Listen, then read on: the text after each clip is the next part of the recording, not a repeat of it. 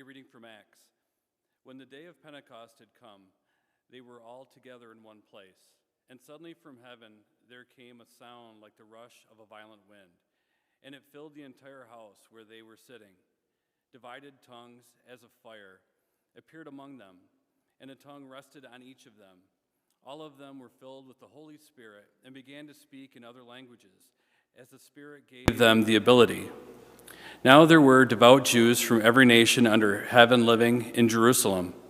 And at this sound, the crowd gathered and was bewildered, because each one heard them speaking in the native language of each. Amazed and astonished, they asked, "Are not all these who are speaking Galileans? And how is it that we hear, each of us, in our own native language? Parthians, Medes, Elamites, and residents of Mesopotamia, Judea and Cappadocia, Pontus and Asia, Phrygia and Pamphylia, Egypt and the parts of Libya belonging to Cyrene, and visitors from Rome, both Jews and proselytes, Cretians and Arabs. In our own languages, we hear them speaking about God's deeds of power." All were amazed and perplexed, saying to one another, "What does this mean?" But others sneered and said, "They are filled with new wine." But Peter, standing with the 11, raised his voice and addressed them. "Men of Judea, and all who live in Jerusalem, let this be known to you, and listen to what I say. Indeed, these are not drunk as you suppose, for it is only 9 o'clock in the morning. No, this is what was spoken through the prophet Joel. In the last days it will be, God declares, that I will pour out my Spirit upon all flesh, and your sons and your daughters shall prophesy, and your young men shall see visions, and your old men shall dream dreams.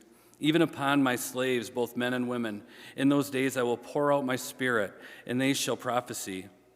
And I will show portents in the heaven above, and signs on the earth below, blood and fire and smoky mist.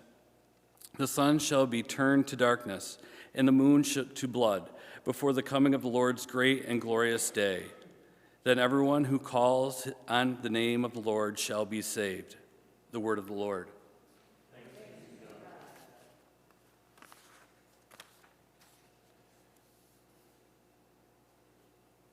A reading from Romans.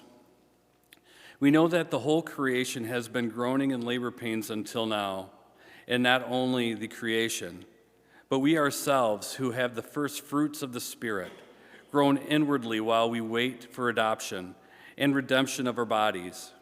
For in hope we were saved. Now hope that is seen is not hope. For who hopes for what is seen? But if we hope for what we do not see, we wait for it with patience. Likewise, the Spirit helps us in our weakness. For we do not know how to pray as we ought. But that very Spirit intercedes with sighs too deep for words. And God, who searches the heart, knows what is the mind of the Spirit, because the Spirit intercedes for the saints according to the will of God. The word of the Lord.